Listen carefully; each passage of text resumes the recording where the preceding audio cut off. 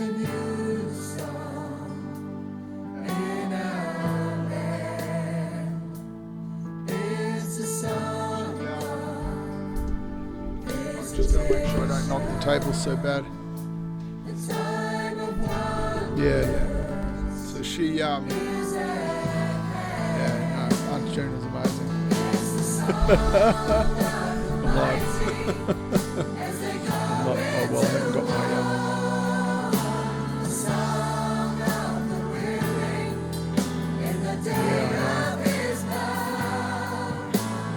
be a good one to do weddings with.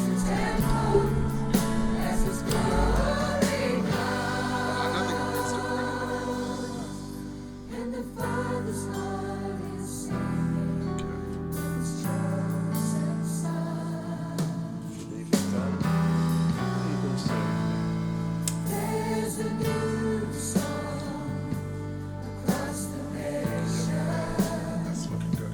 Are we on? Pretty much. Anyone listening out there, man? We're coming into. We're listening here on the background of Bonnie. Now we were going to find that. One by Bonnie. Yeah, let's find that. That we were listening to last night, and we can find that. That was. It's around here. Renew My Heart. Yeah. What one we're listening to? Find out. It's not this one, it was Renew My Heart. Done by Michelle Redstone, that sadly passed away.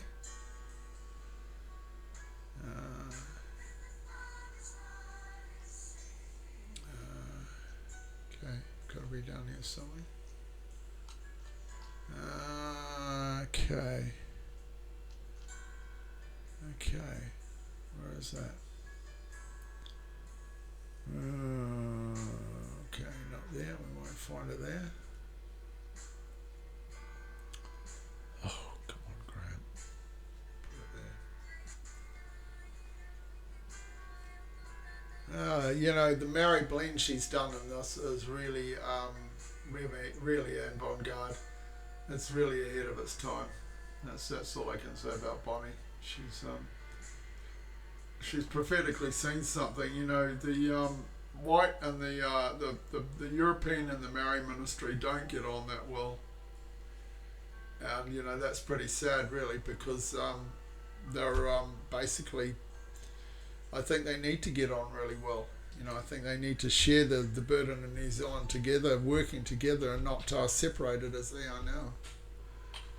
But you know, like Bonnie's done this lovely hybrid of Maori European music, and they were probably a little bit shocked that you know a non-Maori was putting together some nice Maori words. But yeah. You know, you can feel some children saying, why can't we just all get along? Here it is. Oh, okay. All right. Totally missed all that. Okay, this is Michelle Redstone. And it has Kevin Crowe. Many people know Kevin Crowe, keyboard player from the old AOG in Takapuna, which is now, I don't know what they call themselves. Came out, did it?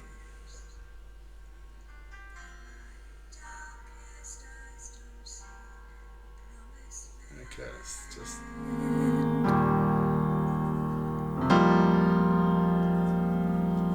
And yet something calls me on to where I'm going.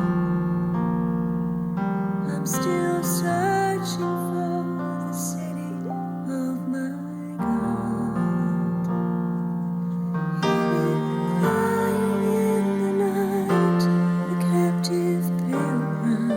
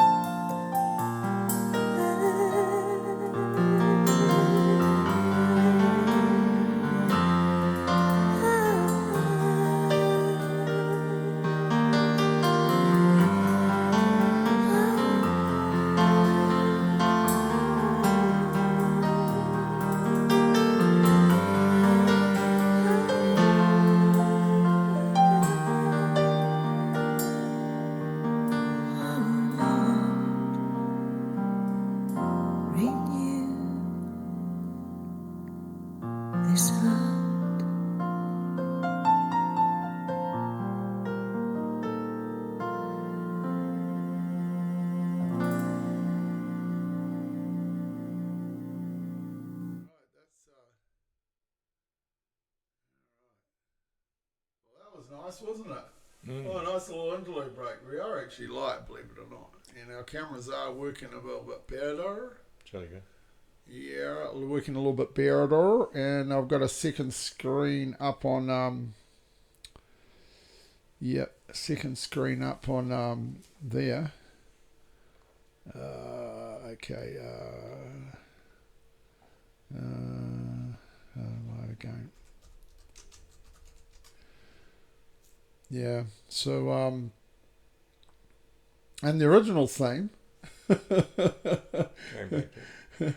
I had this great thing as symbiotic quantum computing, and we got to that conversation, and it was about the oh my gosh, yeah, I wrote it down. Upgraded animal human computing ability. So the scary thing of the Industrial Revolution and where it's going, and we were talking before about the Industrial Revolution and how that we've been through these major changes in society, and I had that vision of us coming into what in the vision it said a fourth Industrial Revolution, and I couldn't quite put my nail at what that was, but it seemed like we were about to make a huge jump into another revolution of industry, and will create huge economic benefits for the world. But then we started to work through what the consequence would be. The consequence, or move your mic a bit closer there. Oh, yeah. Yes, sorry. Yeah, just that's it. Just what those consequences will actually be, and that consequence, or move your mic a bit closer there. What the consequences are. Yeah. Huge. And I didn't have any mic up then, so I had a main mic up. So will actually be. I don't know where I am at the moment. Hold on. And that became really a scary sort of thing. What the consequences are of this huge, and here we go. I didn't have any mic up then, so I had a main mic up. So no, that's not right too. Hold on. No, that's looking right now. Sorry, I'll get feedback in if I don't have that right. Okay. All right. Right. Yeah, that's right. I got my mics right. So, Industrial Revolution. You were talking about the shipping industry. Oh, yeah. The transport revolution. Transport revolution. The agricultural revolution and the industrial revolution. All linked one before the other. That's right. Yeah. Because we're only talking about mainly. I only ever kind of talk about the industrial revolution, but when you put the agricultural revolution and the transport revolution before that. Yeah. So the transport revolution was. Well, possibly the canals. Canals linking the network of made a network with the rivers.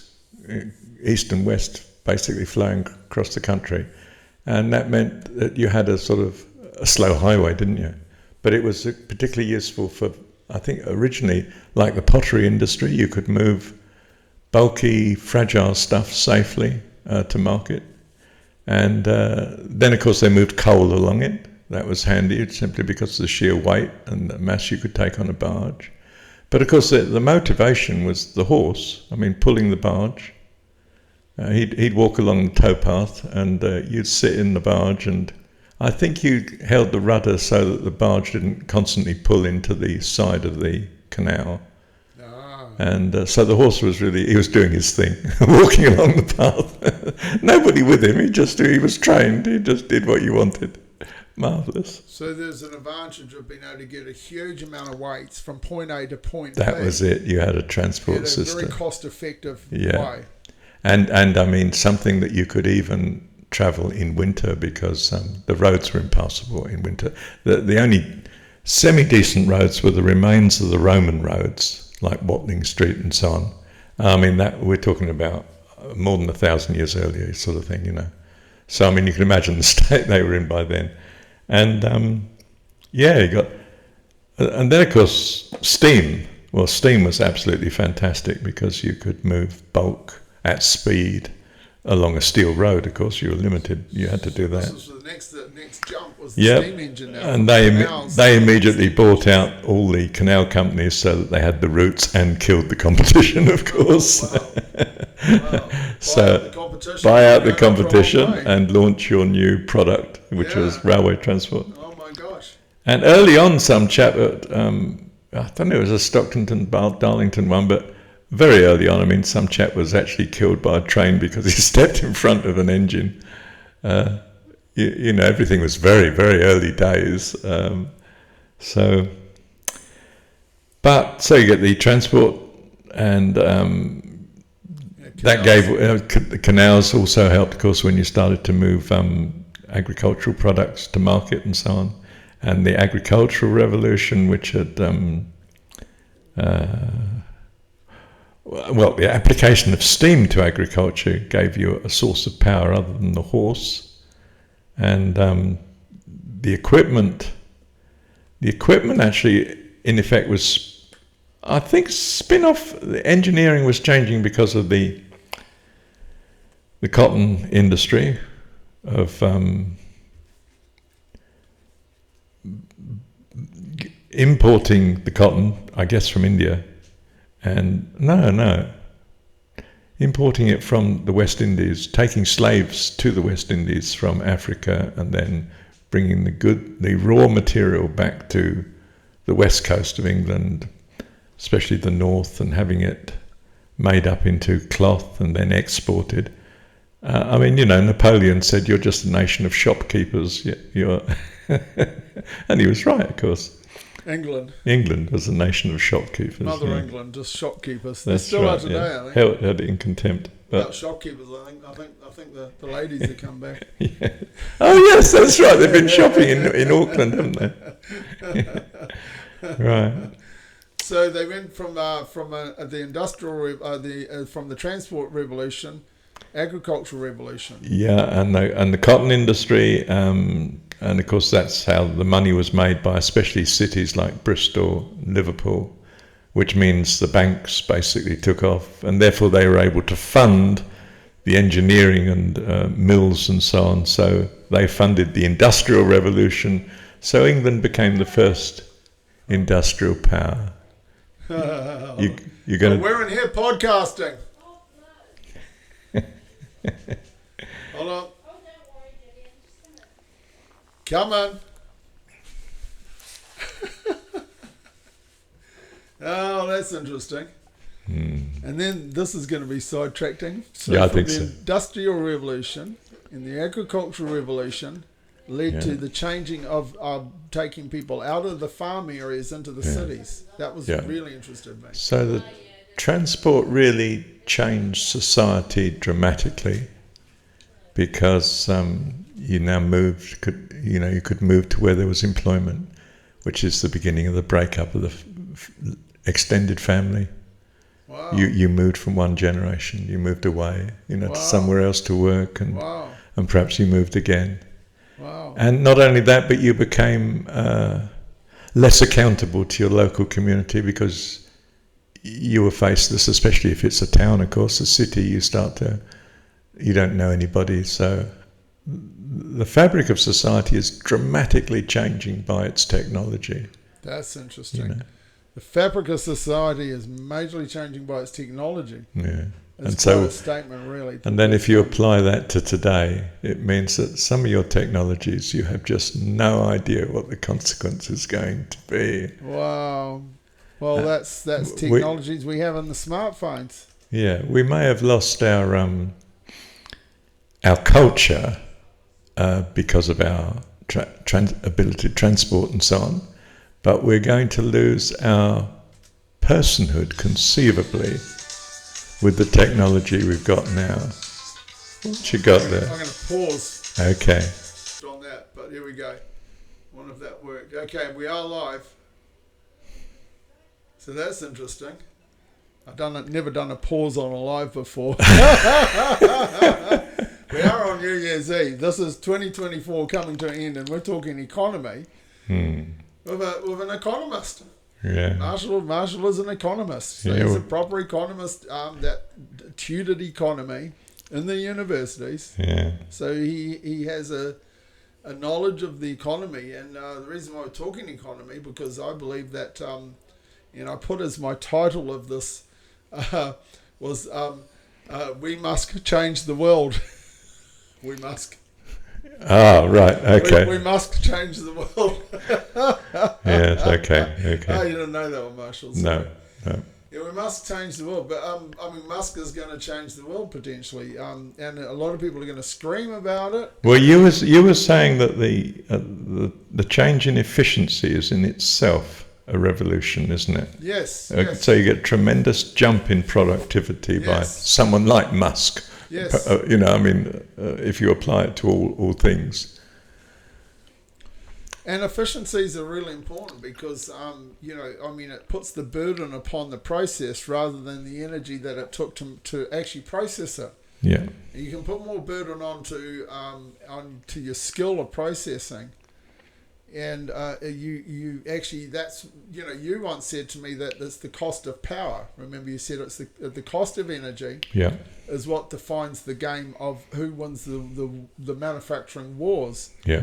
And the physical wars too, international wars, that the resources you have, unless you can, like Germany attempted a blitzkrieg approach to conquest, unless you successfully do that, if you're in for the long haul, then Russia has to win, sort of thing, or the Americas had to win because of the sheer weight of resources behind them, And, on that one, Trump has said, hey, I'm going to sell all my oil to get out of debt. Yeah. 33 trillion, I think, dollars of debt, or $36 trillion of debt. He said, you know what? We're going to sell oil. Right. So, okay. So what that would be the end of the cartel then, because he'll just break. That'll be the end of the cartel. Break ranks, yeah. Yeah, and then what will that do with the oil price? Oh, take it down to something very low, yeah. So with the oil price coming down, what's that going to do to the import cost? And transport cost, yes. And with transport costs coming down, what's that going to do to the local marketplace? The local marketplace is going to seriously change. That's why he wants to buy Greenland, isn't it? So that he's got the Northwest Passage safely under his belt.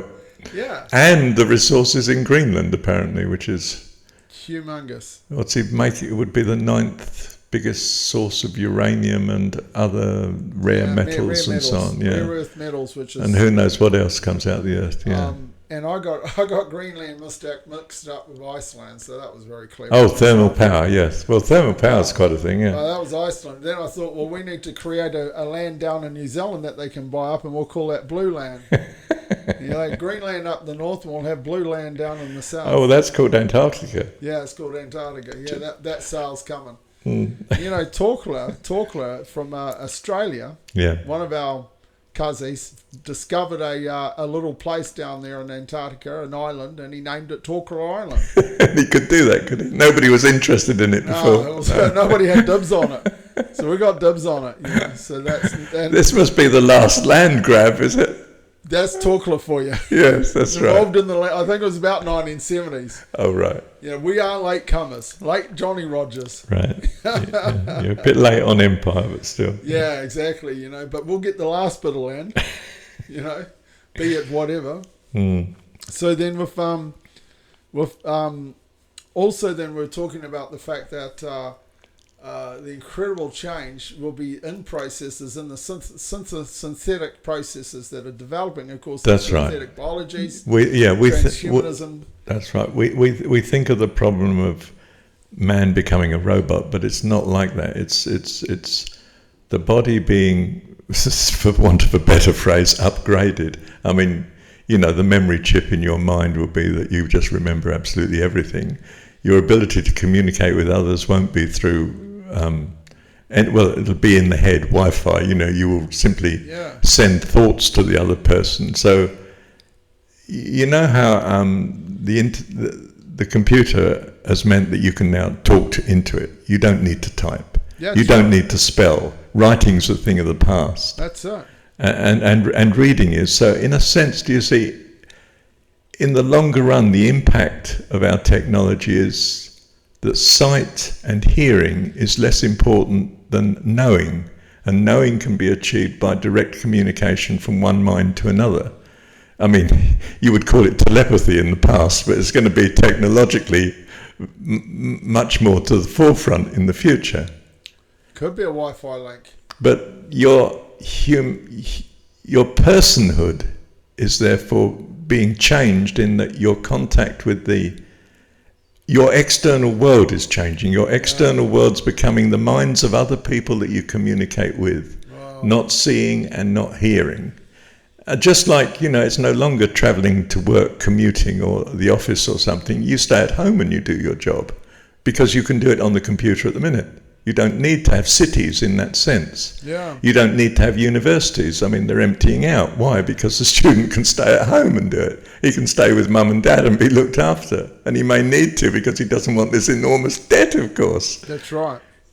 So it can be done cheaper because the university doesn't have to charge for accommodation and courses and all the rest of it, you see. The application of all of this will be interesting because, like on knowledge is wisdom and how to apply knowledge. Yeah. Who would have thought that, just our present technology actually spells the death knell of universities, campuses anyway, and cities. Well, I must say, I maybe I was looking ahead of time, but I remember probably in 2010 period, I was shocked that shopping malls were still developing because I thought even in 2010 they would be out of business. Right. But I guess with the oil price going up at that point, it meant that the bulk moving of cartel was still very, was still developing. But now with Timo coming online, it's now starting to destroy the shopping centre. So.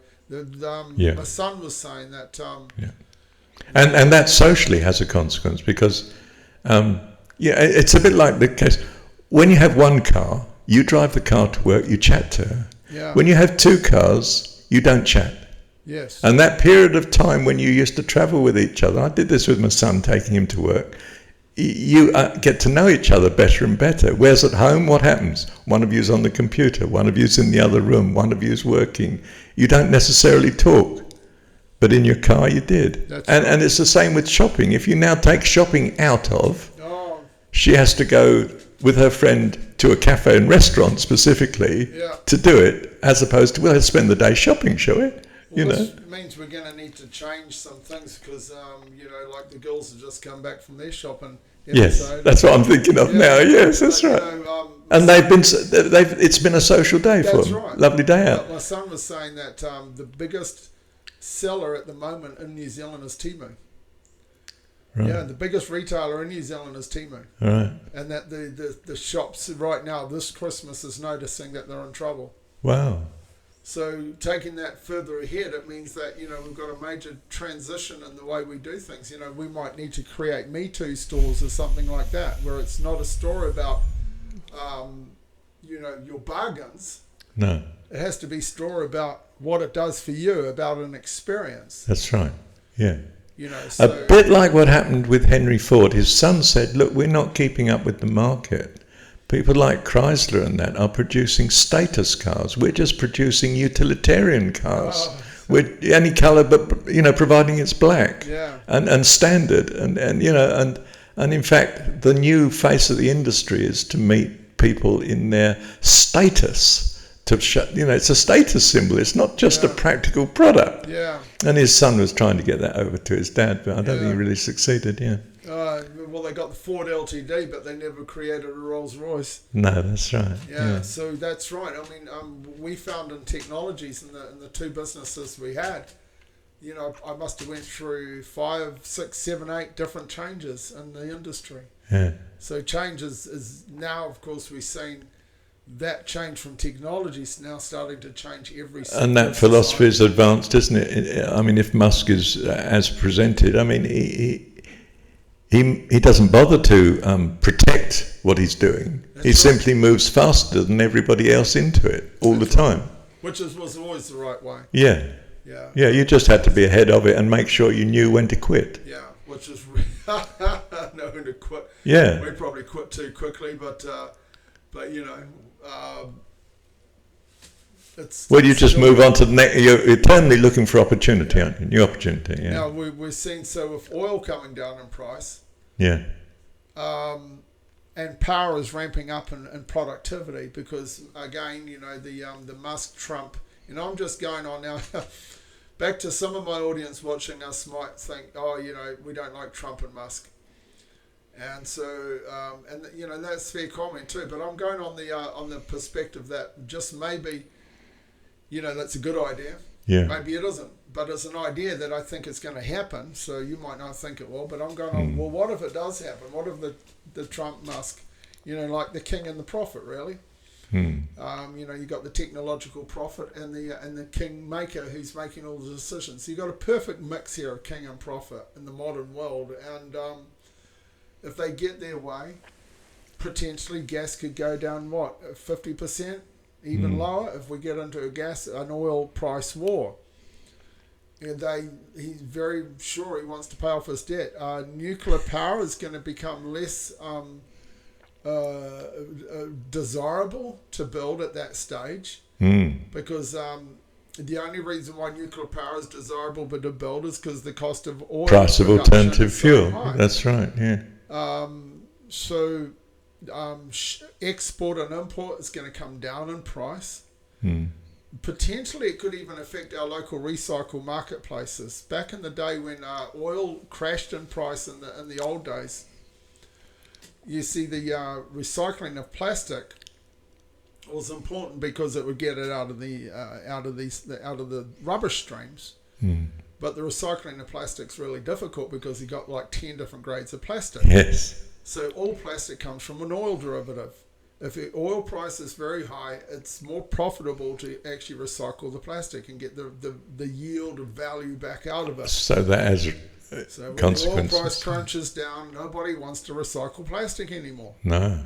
So technically what we have to do is turn our recycling industry, we're going to have to change it again. It'll need to be changed, because if this does actually happen, it could run for 5-10 years. Yeah. This stretch of economy. Because Trump said, hey, I want to pay my $33 trillion debt off.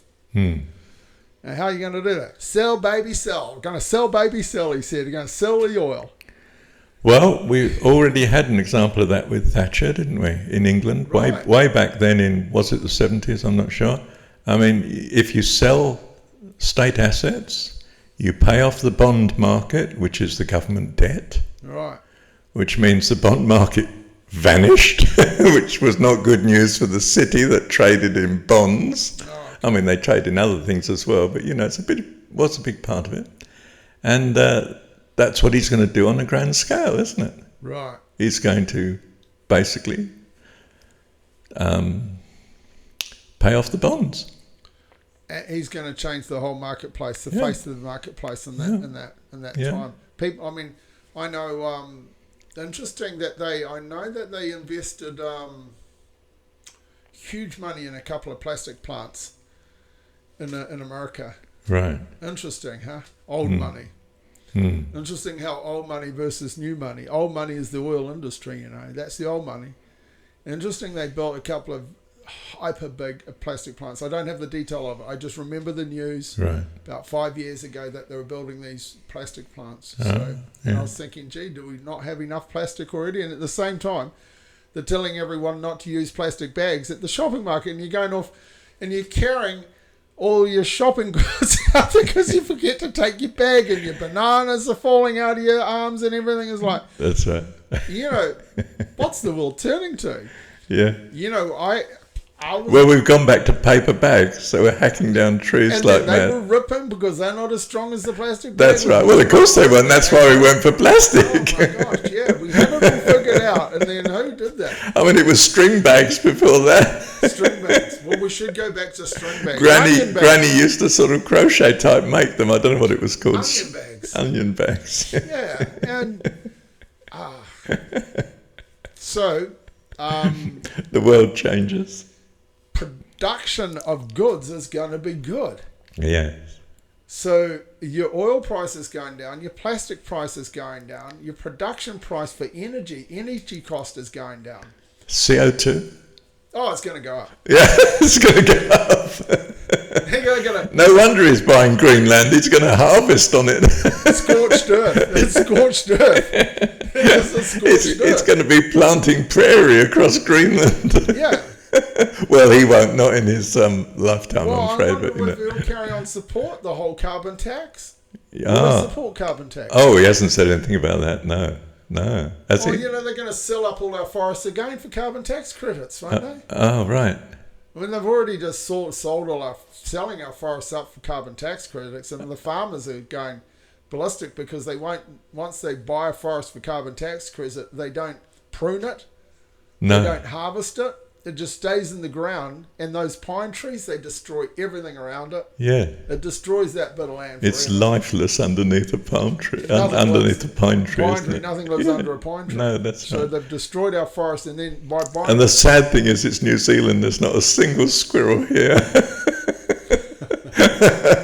where will the squirrel help? We should bring some in. We want red squirrels all over New Zealand. Really? No, apparently not. No, Doc.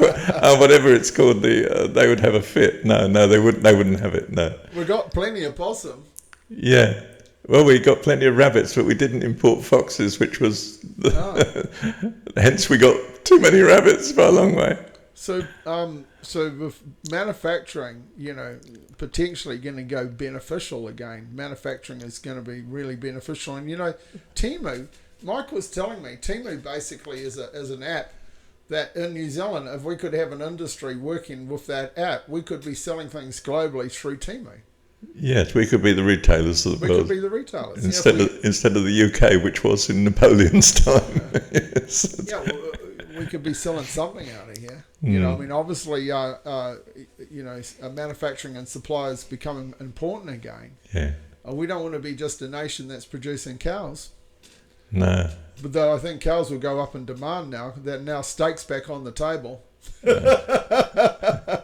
know, As a vegetarian, I refuse to enter into this conversation.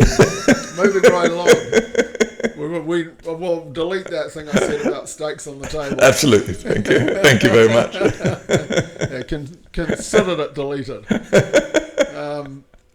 The industrial revolution, now we're jumping into this new industrial revolution. I had the vision of this fourth generation of technologies, and I saw like this fourth generation. What was the third one? I don't know. I haven't. I've been trying to figure out what these three before it are, because some people say there's four industrial revolutions, and now we're Right. going into the fifth. But I felt with computing and, if you like, telecom with it, telecommunications, I mean, that was fantastic. That from the 90s onwards, wasn't it? Yes. I mean, that was an incredible change in employment opportunities. I mean, vanished some of them, but others created, of course. But yeah, I just felt that really changed the world. I mean, I can't imagine the world now without a mobile phone, and well, I can. It'd be a nightmare, you know. That was called the computer age. Yeah. So I think that was it then, yeah. the data age should be the third one. Yeah. Absolutely. Now we're Because desperately trying to kill it, stop our kids using these devices all the time and so on. the age before that would be the engineering age, would be the actual engineering production age. Oh, The, yes. even cars included. In Absolutely, that. yeah. The Iron Age, in other words. The Iron Age, I mean Metal Age, you know, whatever you call it, you know. The combustion age, the petrol age. Oh, well, if you do that, then you break it down into many, yeah. But you were thinking of your four things or something in your steam time. engine, you know. Yep. Yeah, I mean, motor age. Yeah. And, you know, like it was because it wasn't just iron that we can make a sword and kill somebody, chop somebody's head off with. No, it's that's actually right, no. pistons Yeah. and mechanism and cogs and, Yeah. you know, where did all that come from and to create it like that? I mean, they were making it in clocks way before that, eh? But the amazing thing is it's all out of the ground, isn't it? Yeah. Isn't it amazing? I mean, just before that we were relying on wood. Well, that was out of the air. I mean, the bulk of a tree is actually from the carbon from the air, isn't it? It's not from the earth it's sitting on. Right. It's changing that carbon dioxide into wood. It's quite amazing, isn't it?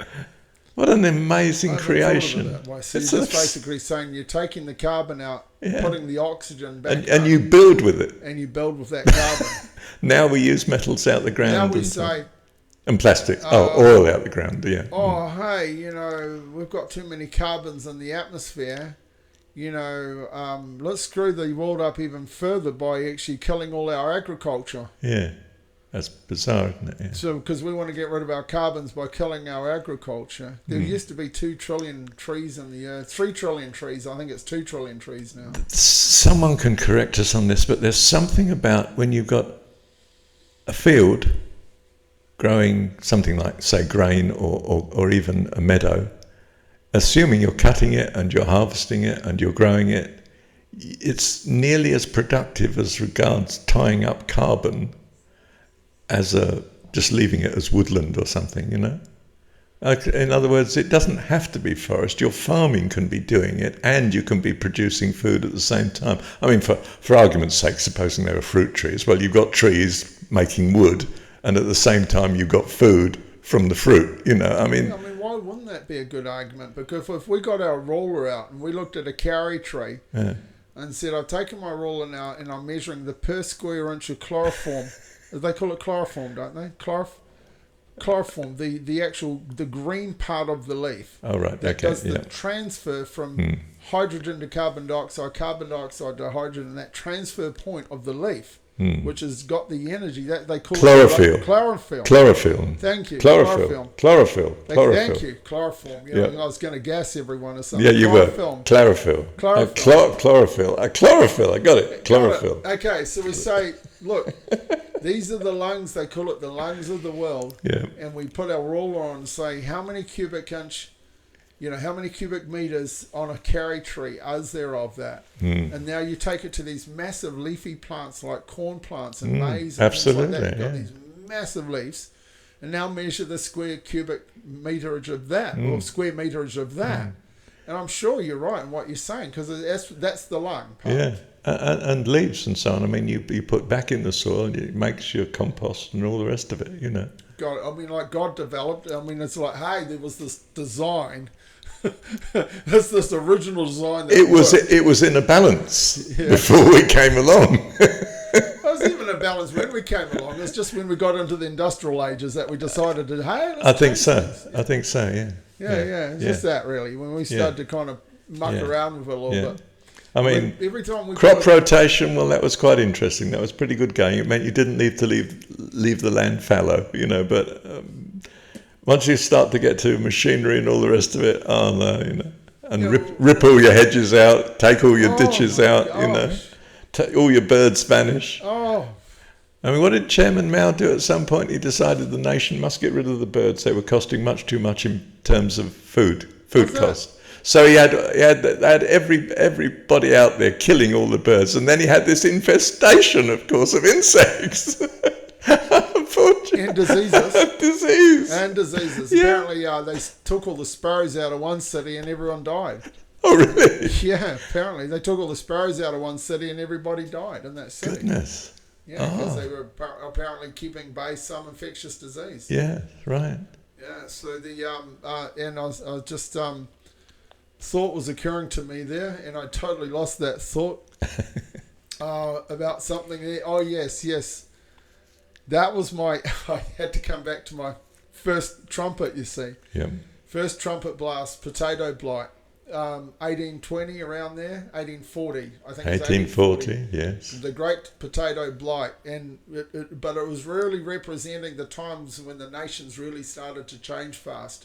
Through the Industrial Revolution, the Agricultural Revolution, Transport Revolution, now the nations are starting to change. And like you say, they're ripping up fields, they're ripping up all the natural productivity, and they're putting in they're putting in their farms, their agricultural, and they're putting everyone into the cities. They're literally burning up places to bring them into housing, farmlands and things like that. And everything's fast changing, and I think that is that first trumpet. And I think it's probably contrary to what actually is going to happen, because our technology and so on, the way we work now, we're increasingly not needing centres, places of masses of human production. I mean, your industrial towns, they were because you needed enormous numbers of labourers in a steelworks, and even the railways employed enormous numbers of people. Right. And now they don't. That's right. And increasingly, your car firms are not employing enormous numbers of people.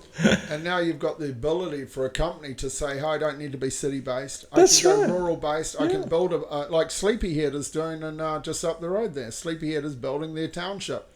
And it can be an all organically based, eco-green township if they want to do that. Wow. And they're building this township between Auckland and Hamilton because they don't need to be in the city anymore. They've got to think about 5,000 houses going up or 3,000 or something. Right. For their staff or whoever. Yeah.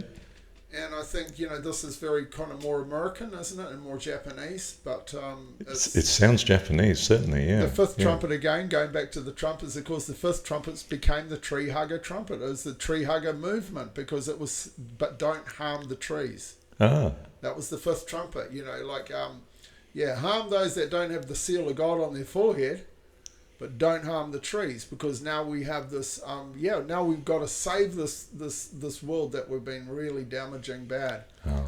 Yeah, so that really does show the 70s into the 80s and that movement that started to happen. And now, like you're saying, now we have multiple technologies that can fix the messes we've been making. We have. We actually don't need to crowd everyone into cities now. That's right. That's right, yeah.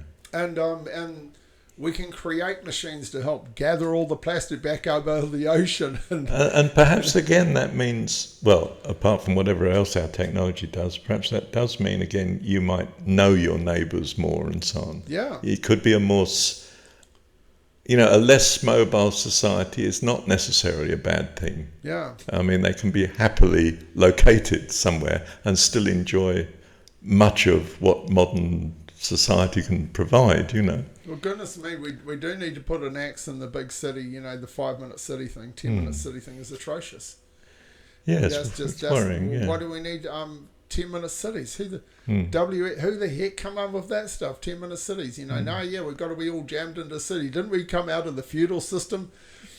But the need to travel from, say, a nice house in the country to all the facilities you need in the city might just not be there if we got lots of smaller communities scattered across. Even now it's not. You don't need to go that far to go to a supermarket anyway, do you? You know what I mean? Technically in the computing age, which New Zealand never entered into, we're not meant to need to go into the city. That's right. Yeah, the computing age kind of fixed all that. Yeah. That's where now computers do the work and not humans. So this is what they define it as. The industrial age, they talk about the industrial age as being the age where humans do the work. But I think we missed another age in New Zealand is where the machines do the work. Right. The industrial age really where the machines do the work. We're not that big in New Zealand. We're just really, maybe we were very late coming into it. We are in it, but we're very late. But then the computer age is meant to be where the computers do all the work. Yeah. Yeah. We're definitely not coming to that one. And I heard some of the elites say that New Zealand never came into the computer age. So they're wanting to jump us into what they call the virtual age. Oh. I don't ask. I don't know.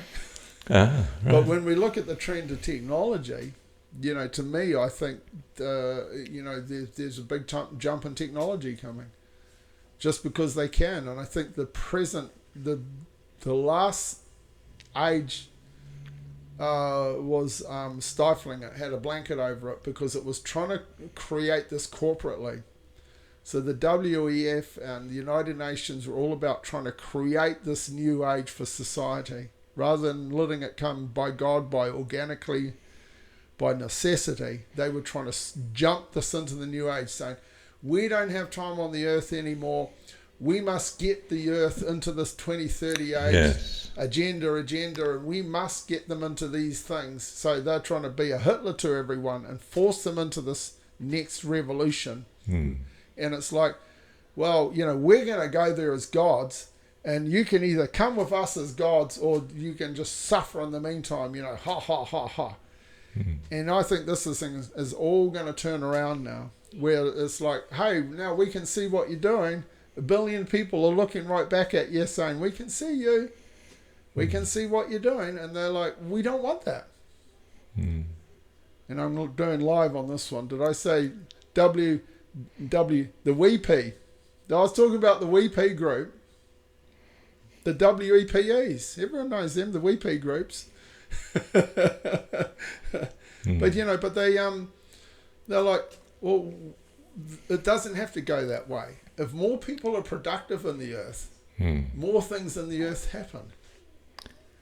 And greater things happen. How many geniuses are missed because of abortion? You know, how many people are killed, and how many people are stifled in classrooms just because of bad education? Yeah. And how many people are oppressed because it's allowed inside a corrupt system? Yeah. And how many great people are there in New Zealand that haven't been brought to the forefront because of a corrupt system? And so you change that, and if you allow industry and innovation and creativity to actually flourish in a nation, we won't know where we are. And then I'm not sure as I can adjust to that. I mean, I'm built to be a cynical Englishman. It won't be any good if there's nothing to be cynical about. Exactly. But, you'd be able to create your own cynicalism. You could at least have an audience that could enjoy it with you at least. At least you could have a Yes. cynical audience that can enjoy it, that's not oppressed by some Gestapo elite group of technologists because they want you only to believe their version of the story. Well, fortunately, they're too busy organising wars at present, so we're okay. I think they're all in the panic chair at the moment. They're all in panic rooms going, Musk, no! They are. Yeah. I mean, the dream I saw is that I was in the dream. Oh, I yes, saw tell Trump us about had that. to do a deal with the deep state. So he's got these 3 aliens and 3 men in black that he has to go negotiate with.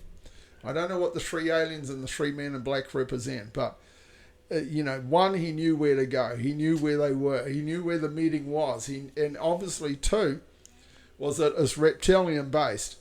It's not your normal government meeting.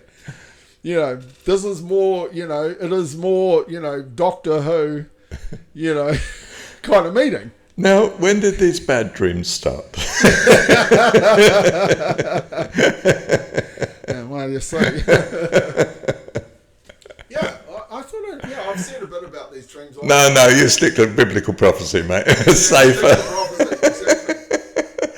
Even Revelation sounds quite, tame after that, The point is this, these guys do have the code. So these guys that are at the moment are screaming because they've said, we're going to go after you. They're like this, eh? They're like, they're like that. They're like that to them. We're looking at you, we're going after you. And that's been their fan base. So their fan base has voted for them because they're like, hey, we've been oppressed here.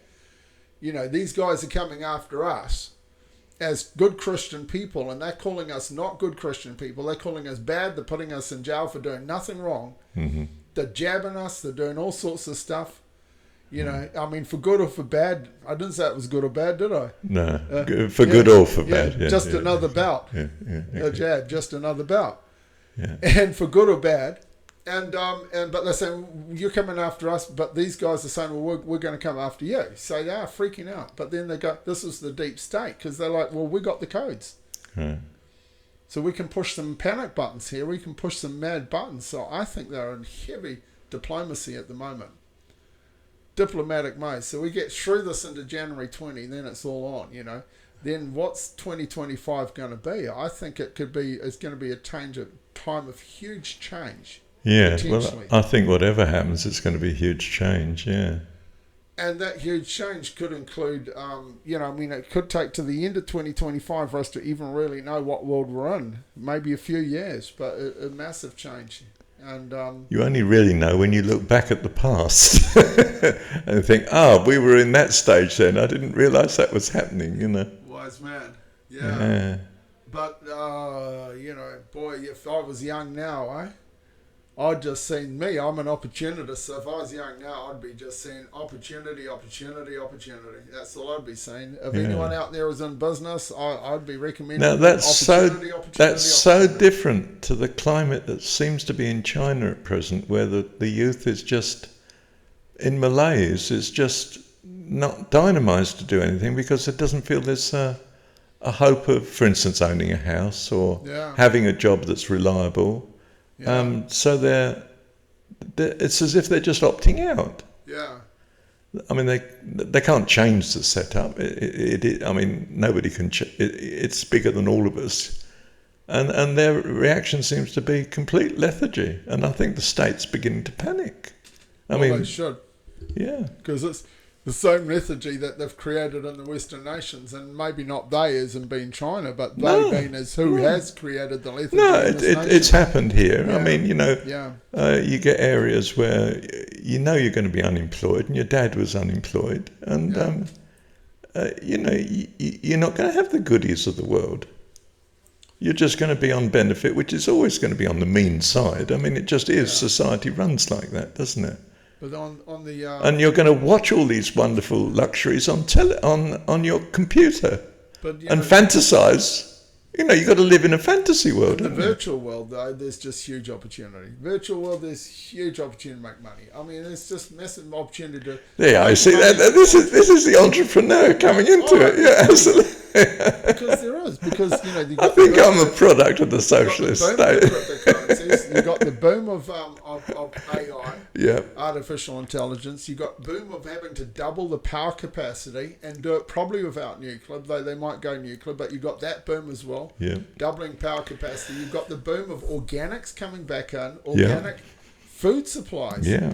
Where they're saying, hey, we want real food now. We want to stop killing our babies, stop killing ourselves with synthetic foods. We want the real. That stuff. Might reduce the health budget. Yes, but that's a great boom for us in New Zealand. What a boom that is! Yeah, that could be an amazing boom.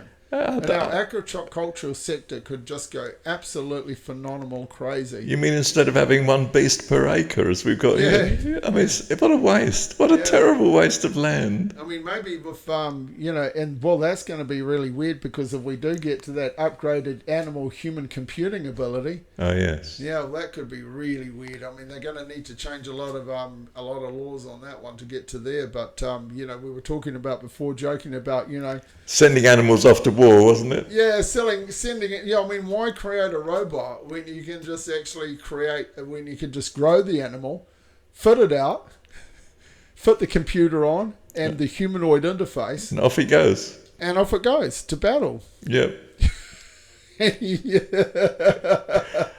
The high-tech advance on the drone. Yeah, exactly. Maybe you could use eagles and all.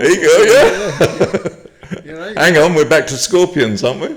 Whatever. I mean, I don't know. What was your age there? I don't know. Yeah, scorpions and locusts. Locusts. Yeah, but I'm sure that's how far they want to push it. I mean, any scientist would want to get more breakthrough. Yeah. Science is all about. Really about. I'm just rejoicing in the notion of animal rights will take a phenomenal jump because they'll be able to report on everything, Maybe that's where the whole maybe that is where the whole thing of them wanting to, WEF wanting to jump us into the next age was actually what was it with? Synthetic meat. Right. Because they actually wanted their animals to be cyborg warriors. Oh, that's the new military army, is it, in some sense? I see. Oh, my goodness. Right. But well, as you can tell, I mean, with unknown futures, anything could happen. And that makes it extremely difficult both to bring up your kids to face a future that you don't know what it's going to be, and they don't know, and nobody knows. I mean, it's an extraordinary sort of situation, isn't it, where your technology is so going to determine your quality and type of life and your being, and it's actually beyond man's control, isn't it? Yeah, I mean, I think there's a lot of things we could plot out. I do think that you could plot stuff out. I do think that things can be whiteboarded out. I really do. Like A plus B still equals C. That's the thing is, which do we have? Do we know what A is? Do we know what B is? Can we tie any of this down and actually get it into something? The notion that every technology can be used for good or for evil, can't it? It can be either. But you can work out what that's going to be, even by its revenue, by its need and greed and purpose and its layout and what nations are doing and what people want to do. I mean, you can. We do have a lot of history in society, and we do have a lot of we have a lot of process and principle that continues to operate in a certain mechanism in a certain way. And it's like manufacture and supply. The need and greed. These things all. How to develop a marketplace. Why somebody. Some things work, some things don't. So I think there is a lot of things that we can work out. I think a lot of industrialists are actually trying to work things out way ahead of their time. Because they see where things can go, and they're trying to make these things go to those places because of the huge profits they have been in the early startup and the incubation stage. Which accelerates the change, doesn't When it? you look at cryptocurrencies, if you were actually there in 2012 being a miner, you're actually getting those bitcoins for free. It's just your hardware infrastructure cost, which might have cost you something, but your cost per coin was no more than $10 a coin, and now they're worth $100,000 a coin. Goodness. So you've had an opportunity in 10 years, 12 years, to create a phenomenal increase in your investment. And Yeah, of course it was new and unknown, but I mean you couldn't do it again now because it's now known and all the rest of it, isn't it? yeah, but you don't do it that way. You go like, what is now the unknown and the new, and what is yet to be known. And that's how all technologies throughout the 120 years probably that it's been, even in the trains. And thousands of people go broke. I mean, they take the wrong option, don't they? It was the joke. It was the satire joke in the Punch magazine, which Albert, dear Albert, have you bought any railway shares?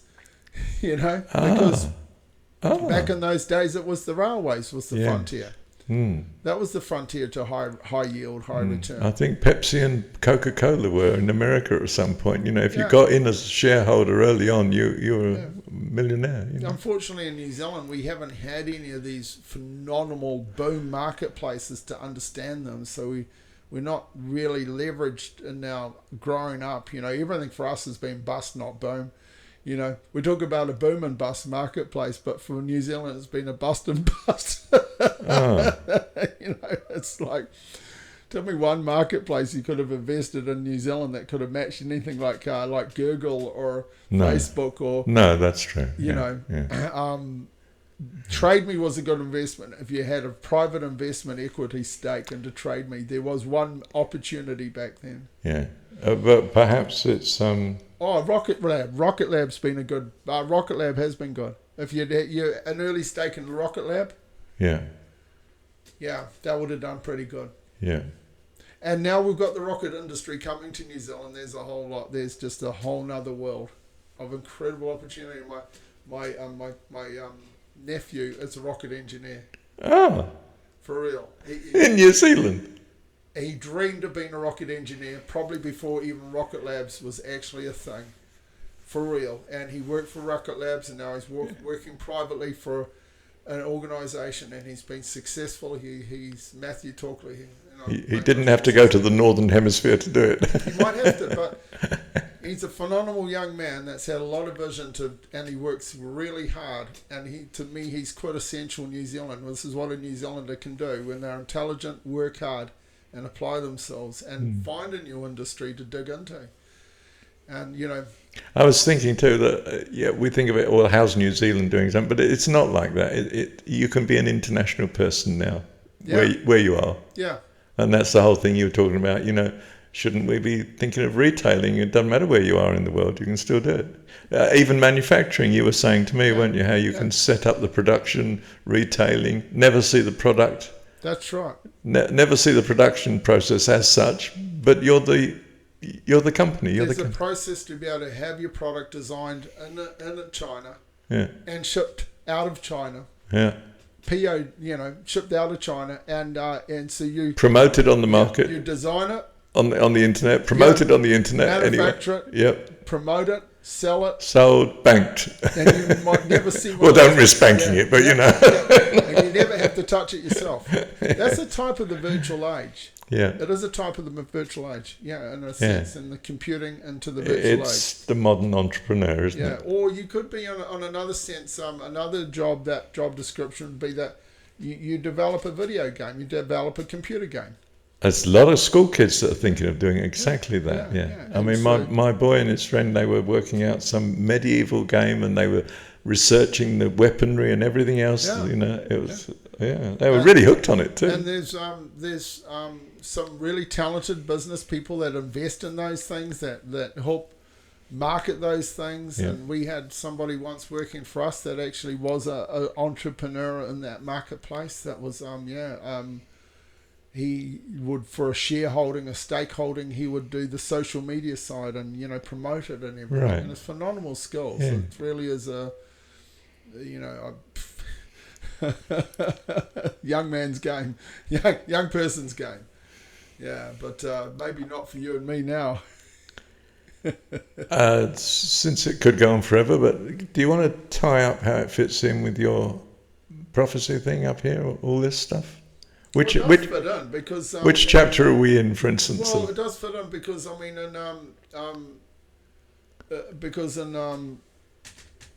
you know, when I originally wrote the Millennial Code, I thought the world was absolutely ruined. And that's the truth. I just thought... You were depressed. Like, yeah, pretty much. It's like, this is all over. 2020 is going to come and we are screwed. A third of the earth's going to die. We are screwed. You know. The Christian message is meant to bring joy and peace and hope. Exactly. And this one wasn't doing it. This one wasn't doing it, no. So have we abandoned Revelation, or are we still in it? Yeah, so what really encouraged me actually was what was called the QAnon movement, actually in America. The what? QAnon movement. Yeah, the Q and movement. You see to the left here, you see that Q there? You see that Q? Yes. Yeah, that's that Q movement, though, you know, highly controversial. You can see that Q movement there just above the monitor on the screen now. The Q movement, highly controversial, but it was a deep state information drop coming out of the coder type bulletin boards. Deep geeky type people that were actually sharing information, and they started to drop these mysteries about the world order and how it was deceiving the earth and how there could be a way through this problem. And it started to expose many things. And though it's a lot of controversy about, you know, blah, blah, blah. But at the time, what it did for me, whether it's true or false, what it did for me is I thought, my gosh, there's hope in all of this. There's actually a way through this smoke screen of deception, of toxin, of control, global control that's killing us all. There's actually a way through. As people, as believers, as non-believers, as a whole society, there's something that can be done about it. And, you know, as I kind of worked more inside the book of Revelation, I realized, you know what, we're going to get through this one. I remember Peter at the home group saying to me, "You mean we're going to come through this? There's an upside? We're not all going to be destroyed?" He was so happy. I said, "Yeah, I think it's good news. I think we're going to get through this." And so we've got a long period in this cycle. Well, you reckon we're a long way through already, don't you? Yeah, but we're in the sixth trumpet. But in that cycle, we're well, there's only 7 trumpets. Yeah, exactly. Then each trumpet is 40 years. Right. Oh, that's the bad news, right? Okay. So we just started the cycle in 2020. We started this cycle. That was the change of cycle there. The mandates. We started the 6th one. Yeah, the 6th cycle. Which is what? The 6th trumpet, which is basically technologies actually being weaponized against humans. Oh. Yeah, that's what we're in. We're in the cycle of technologies being weaponized. Yeah, which is what's happening now. Drone warfare, biological warfare. And so not just on the warfare front now, it's actually through the whole society. Germ warfare, technology being weaponized against us. But on the bright side of that, we're not clear that, I mean, this sort of stuff, you know, it's not also against us as well, isn't it? Well, I mean, you know, if our kids are absolutely locked on their PC all the time, I mean, what's that doing to their future? We're not clear, are we? You know. But where it's been used against us more so is it's been developed by military with a lot of things at risk, where they have to protect their boundaries. They, as a military organisation, they have to be up with the latest to protect the sovereign, to protect their interests, which is the people and the boundaries of the nation, or the It the also economy means of the it nation. also means they have to hide progress because it's secret to the enemy as well, isn't it? Of course. So your population can think that this is our level of achievement, but it's actually far further than that. It's That's just that right. we can't reap the benefit. We'd lose it to the opposition, whatever that is, the That's enemy, right. you know. Information becomes everything. Yeah. Yeah. So they Whereas you used to feel, well, I've found. In fact, it's the case, isn't it? If you get copyright for something in the military, in any modern society now, if they think it's useful, they simply take it. Yeah. I mean, there's no reward or anything else. They say, I'm sorry, this is don't even say sorry. They say this is now belonging to the state That's right. because it's part of our defence system, and that's necessary.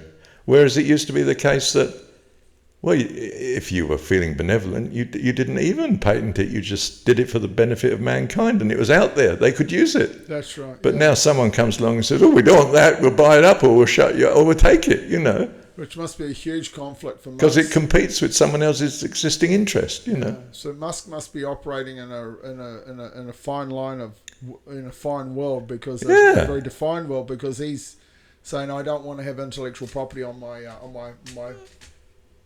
research. Yeah, and he's moving so fast he can still survive doing it, sort of thing. Yeah. Yeah, it does paint a funny picture. Yes. Yeah, but on the other hand, for us, I think, you know, we're in a time zone, we're in a period where things can go very good for the earth. You know, ultimately, there's so much Christianity. You know, it says in the book of Thessalonians that the evil one has been resisted. And we could only suppose that what Paul meant was that the evil in the world will be resisted by the righteousness of God that is in individuals that pray and love God. And that's been resisted. And we see this, that the plans of the world have been resisted by good people that love God. Simple as that.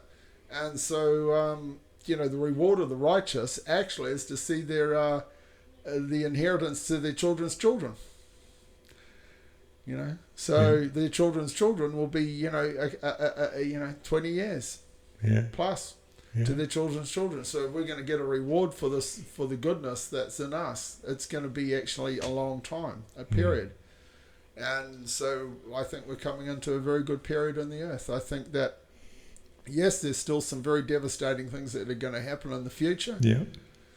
But I think that we have a time of building again. I think we're coming in at a time of rebuilding. Maybe that'll run for 10 years. Because I think the elitists don't have the technology really at the stage they want it anyway. Whatever their plans and purposes are, they're not putting civilizations on Mars yet. They're not able to escape, a world crisis. They don't have it. They can't escape it. So they don't want it to happen either. No, that's right. So an opportunity has come in our world that's very exciting. And the sad thing to me is, I'm just the greatest optimist, but the sad thing to me is a lot of the people in New Zealand, a lot of young people are not seizing the opportunity and nowhere near even understanding the opportunity in front of them. Me, I like to stay in. Even though I've been retired, I like to put my fingers in many pies and understand things, how they are, and keep myself active in side business and know what's going on. And because, it's one thing to maintain my own welfare, but if I maintain my own welfare really good, I can help people with their welfare. So I can reach beyond myself now if I've got my welfare sorted and actually help up other people with their welfare. And by that I can extend the kingdom of God just through managing, my welfare properly and helping other people. And so if everybody had a handle on that, we would actually not need a welfare state. We would actually be the welfare of God in the earth. My view is whatever the system is, if you had kind, for want of the word loving, godly people, if you had kind people, any system works. Yeah. But that's true. Because, the individual comes to the rescue of the other individual and says, well, but we could do so and so for you, so shall we put it down as that? Even bureaucracies become absolute angels to you. That's true. I remember coming to New Zealand. I had a car that if I sold within a certain time, it would be counted as trading, and therefore I'd have to pay tax. So I went along and said, I've sold the car. He said, yes. So why are you here? Well, you have to pay tax on... Yes, but we wouldn't know, would we? He looks at me, and I thought, this is a lovely country. I've never been to one like this before. I said, no, I suppose not. Well, thank you very much. Suddenly found out how... I couldn't believe it. In other words, he realised, well, he's obviously not a trader. We don't wish to tax him. That's right. I don't wish to know. Go away. I thought, how lovely. And you suddenly realise, with humankind people, the system would work. Whatever the system was. Yeah. All the way up. If it was so, if we had this change of heart, where we were just concerned for everyone around us and acted accordingly. Well, because all this Big Brother system is all about saying your neighbour is evil and we need to protect you from your neighbour. That's right. And that's such a lie. Yeah. Such an incredible lie. So you've got people literally confining themselves to houses. Whereas your neighbour's just like you. Masks. Yeah. Not talking to anyone on buses. That's right. It's all too dangerous. Everything's too dangerous. Too dangerous. And thank goodness I've got a government that protects me from you. Yeah. And that is a bankrupt system. And the only way we change that is from showing the love of God. Yeah. And then the system's not needed. That's right. Amen. Yeah. Hallelujah. And now Hallelujah. we're going to start. You're going to stop now, are we? Yeah, we're gonna come back in with fragile warriors and the mighty men of war. So we're gonna come in with this. Exiled to that lonely place, sustained by mercy. How do you like this last verse? And I've declared unto them thy name, and will declare it. That's Father, you see. That the love wherewith thou hast loved me may be in them, that's us, and I in them. How lovely. Yeah, that's lovely. John 17, 26. John 17. Last verse. Travailing turns to victory. Which is the end of the story. End of the story. It's a happy ending, yeah. You warriors. I mean, our whole society is groaning and waiting for that day. Yes, that's right. The whole of society groans. And it's at hand. I mean, it's according to Jesus, you can enter into it now. Now it's at hand. His warriors.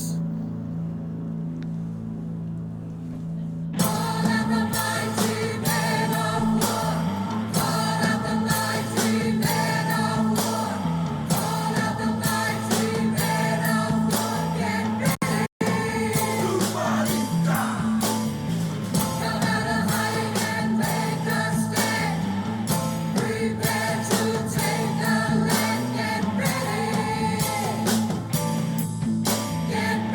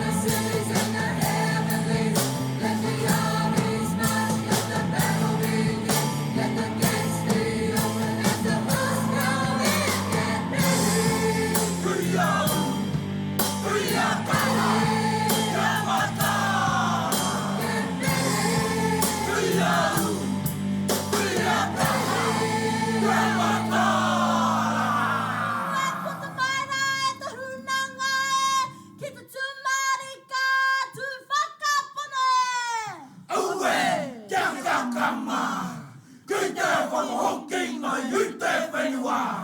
Kia u, kia kaha, kia matara. Pata mai mai te hunanga e, ki te tūmarika tu whakapune. Kia kaha, ki te hamama, le tangi o te whawai. Toro no te taha. Taha. Kia kaha, I roto I te ariki. I te mana hoki o tona kaha. Kia kaha, I roto I te ariki. I te mana hoki o